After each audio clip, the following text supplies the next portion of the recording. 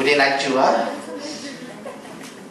Okey, sebagai pengenalan saja, satu pengenalan kepada kertas syariah dan usuluddin, di mana kertas syariah mempunyai dua bahagian, iaitu kertas satu dan kertas dua. Kertas satu adalah muamalat dan menekahat. Muamalat adalah berkaitan dengan jual beli, manakala menekahat adalah berkaitan dengan perkahwinan. Manakala kertas dua adalah sejarah perundangan Islam dan usul fiqh. Manakala subjek usuluddin juga mempunyai dua bahagian, iaitu kertas satu mengandungi tauhid dan tasawuf, manakala kertas dua mengandungi ulum Quran, mustalah hadis, tafsir dan hadis. Ada 6 bahagian. Cikgu Nuraida sedang mengajar seorang pakarnya. Okey, kita ni masuk kepada Mastery. Okey, Mastery, pembelajaran Mastery. Okey, sebenarnya pengertian Mastery learning ini banyak. Okey, ini saya ambil sebahagiannya sahaja. Okey, iaitu pendekatan pengajaran dan pembelajaran yang berfokuskan penguasaan pelajar dalam suatu perkara yang diajar. Iaitu keyword di sana adalah penguasaan pelajar terhadap sesuatu apa yang mereka pelajari itu. Okey, pembelajaran Mastery juga bermaksud satu pendekatan pengajaran pembelajaran untuk memastikan semua pelajar menguasai hasil pembelajaran. Okey, artinya satu pelajar itu mesti menguasai macam mana kita ni mengetahui pelajar itu menguasai apa yang mereka pelajari di dalam bilik kuliah Okey, pendekatan ini memerlukan peruntukan masa yang mencukupi serta proses pengajaran dan pembelajaran yang berkualiti. Artinya kita ni mesti menggunakan beberapa strategi ataupun aktiviti yang cukup berkesan supaya kita ni dapat mengetahui dan pelajar itu dapat menguasai. Walaupun tidak 100% yang menguasai, tapi sekurang-kurangnya 80%. Okey? Daripada 50%. Okey? Okey, ini adalah elemen penting yang perlu ada dalam pembelajaran Mastery, iaitu berdasarkan pengajaran dan pembelajaran ini berdasarkan kemajuan dan pencapaian pelajar. Okey, kita ni melihat kepada pencapaian pelajar itu macam mana. Okey, kalau ia sudah master dengan topik itu, boleh diteruskan dengan topik yang seterusnya. Tetapi apabila ia tidak dapat, jadinya di sana kita ni mengaplikasikan pembelajaran Mastery ini kepada pelajar-pelajar kita ni. Okey, proses pembelajaran dijalankan menggunakan pelbagai strategi. Okey, apa-apa saja strategi boleh kita dipakai Tapi yang pentingnya iaitu fokus pelajar itu dapat menguasai itu. Okey, setiap pelajar perlu mengikuti aktiviti pemulihan sekiranya mereka masih belum menguasai aras Mastery. Okey, manakala yang telah menguasai boleh meneruskan pembelajaran yang seterusnya. Ini khususnya kalau kita ni melihat selepas pembelajaran itu dijalankan. Okey, kita ni akan melihat balik sama ada pelajar itu dapat menguasai ataupun tidak. Okey, ini khususnya dapat terlibat kiranya dalam kita ni mengulang kaji pelajaran. Okey, ini adalah permasalahan yang hasil daripada perbincangan kami di dalam jabatan. Okey, rata-rata mengatakan ini tak masalahnya. Yang pertama adalah sering berlaku pelajar-pelajar kurang bertanya atau tidak mahu bertanya dalam proses pengajaran dan pembelajaran berlangsung. Okey, ia terima saja. Okey, tadi mengajar dia terima saja, angguk-angguk saja. Faham. Benar-benar faham. Tak? Yang akan bertanya sama ada ia. Artinya apabila student itu yang bertanya, pelajar itu yang bertanya, guru sukar untuk mengetahui sama ada pelajar itu sudah menguasai ataupun tidak, ataupun sebaliknya. Okey, yang kedua iaitu keputusan PPK test ataupun progress test bagi setengah tajuk pelajaran yang telah diajarkan kurang memuaskan. Okey, di sana diperoleh hasil daripada topical test yang diberikan di kelas, dan progress test, di mana ada topik-topik yang mereka tidak dapat menyelesaikan, tidak dapat menjawab. Berarti di sana itu diorang tidak menguasai. Dan pelajar kurang berkemahiran dalam menjelaskan ataupun menguraikan jawapan mereka dalam sebarang ujian ataupun peperiksaan. Artinya, apabila mereka tidak menguasai sesuatu topik itu, berarti diorang tidak dapat untuk menguraikan ataupun menjelaskan perkara yang diberikan. Artinya, jawapannya pun satu-satu saja. Diorang tidak dapat menguraikan dengan lebih lanjut masalah yang diberikan itu.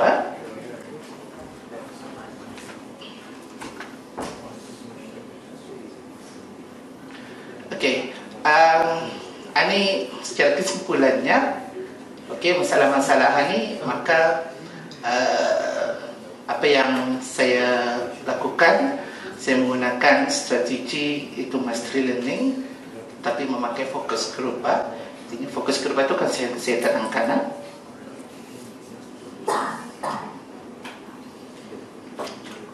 Objektifnya di sana adalah untuk mengetahui kesan positif terhadap kemajuan pembelajaran pelajar-pelajar syariah. Artinya kesan-kesan positif ini banyak saja, apa saja positifnya, belum mengetahui dan sebagainya. Dan untuk mengetahui keberkesanan strategi pembelajaran mastery melalui aktiviti kumpulan dalam subjek syariah.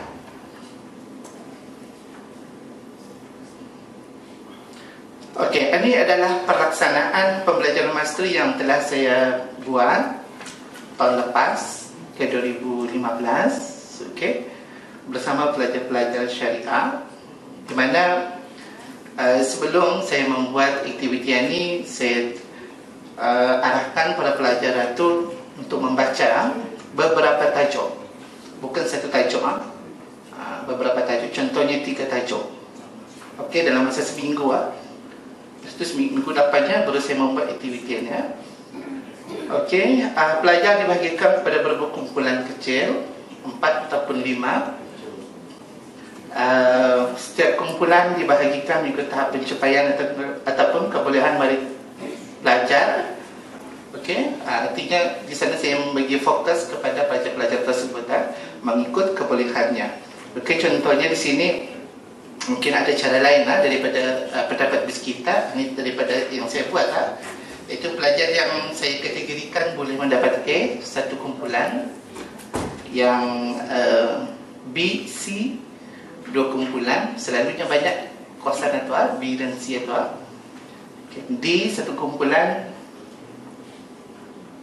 Dan E dan U, satu kumpulan.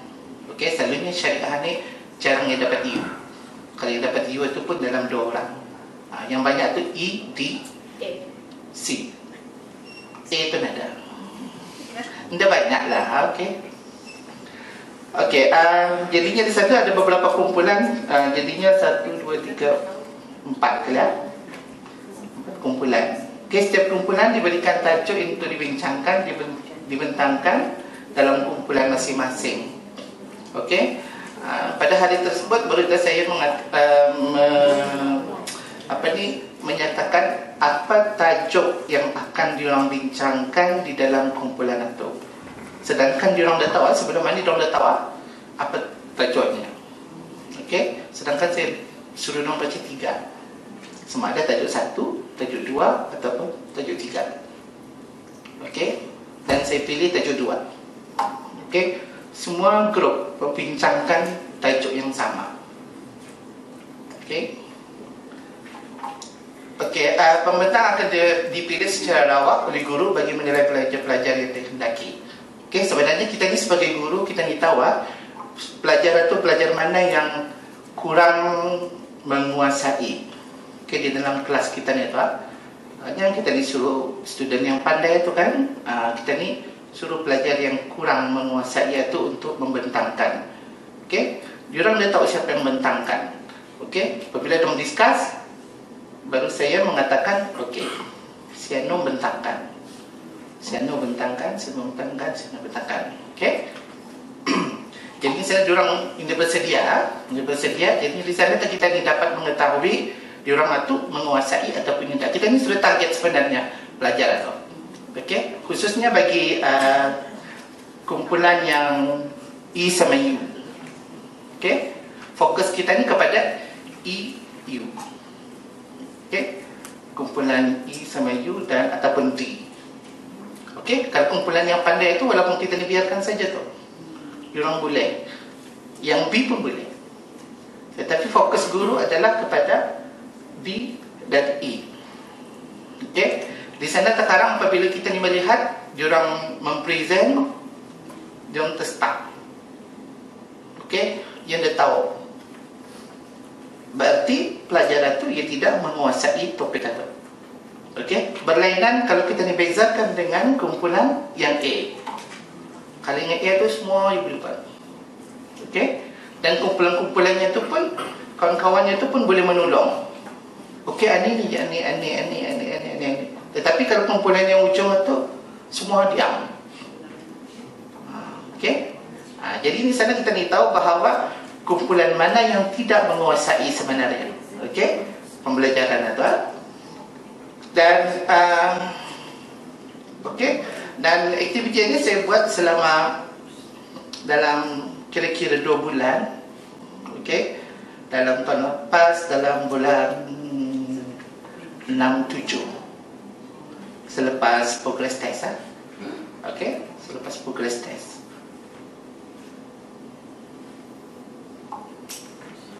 Okey, ini aktiviti pelajar yang dilakukan. Dibagi kepada beberapa kumpulan. Saya menggunakan TS1. Okey, kerana apa? Kerana saya memerlukan kepada apa namanya itu notis buat yang demi-demi tanah tu. Okey, untuk satu grup satu.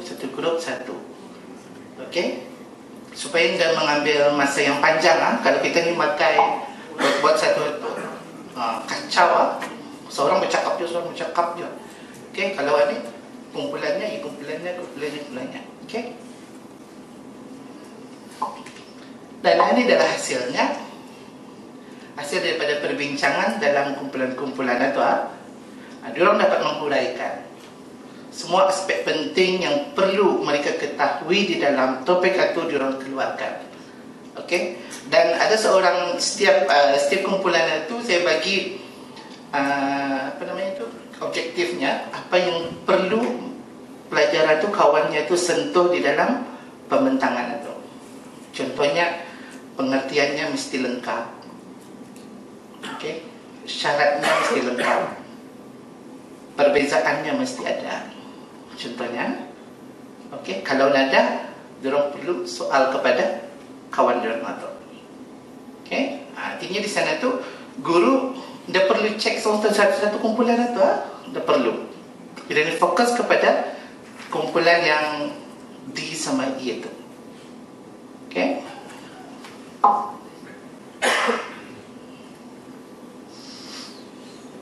Okey, ini saya ambil daripada ini bukan kajian yang sepenuhnya, ini secara saja. Okey, ini hasil daripada aktiviti yang saya buat selama 2 bulan. Okey, progress test 2 itu macam tahun lepas.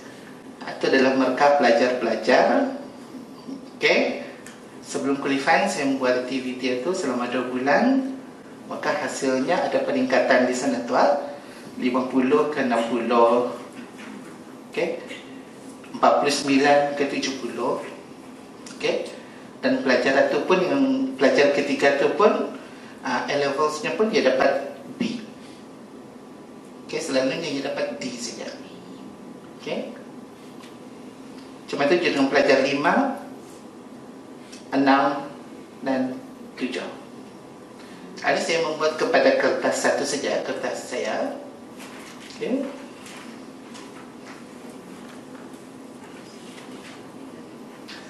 Okey, di samping itu sebelum diorang qualify, saya ada juga memberi sedikit open-ended question kepada pelajar-pelajar untuk menyatakan apa pendapat diorang tentang aktiviti yang pernah diorang lakukan tuan. Dan ini adalah sebahagian daripadanya. Okey, mudah mengingati sesuatu topik kerana perbincangan secara terbuka. Ini adalah pendapat pelajar, iaitu menerapkan kefahaman tentang suatu topik dengan lebih mendalam sebenarnya. Okey.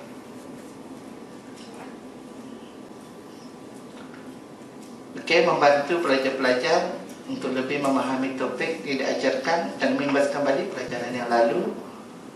Okey, dapat interaksi dengan kawan-kawan dan dapat membantu dalam topik yang kurang difahami, dan dapat memahami dengan lebih jelas dengan adanya perbincangan dengan kawan pelajaran mengenai topik berkenaan. Okay, ini adalah feedback daripada pelajar-pelajar.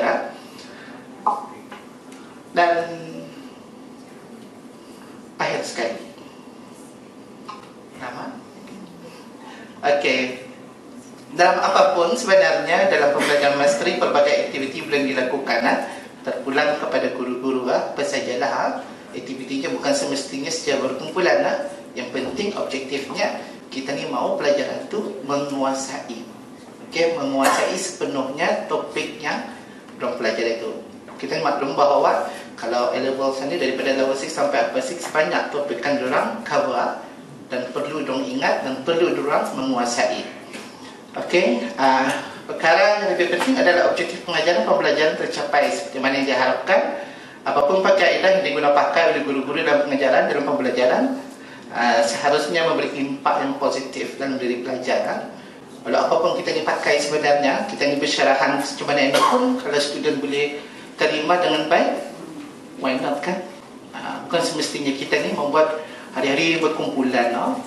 Okey, ada juga masanya kita ni bagi ceramah dan pendapat ini pun berkesan juga. Okey, berkali itu saja yang dapat saya kongsikan pada petang ini. Okey, sekian. Wabillahi taufiq wal hidayah. Wassalamualaikum warahmatullahi wabarakatuh.